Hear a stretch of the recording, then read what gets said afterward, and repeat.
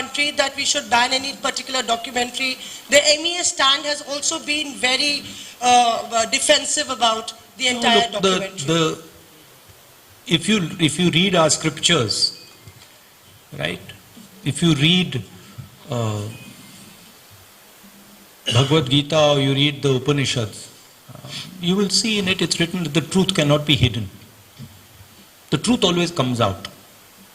So you can ban, you can suppress the press, you can control the institutions, you can use CBI, ED, all this stuff. But the truth is the truth.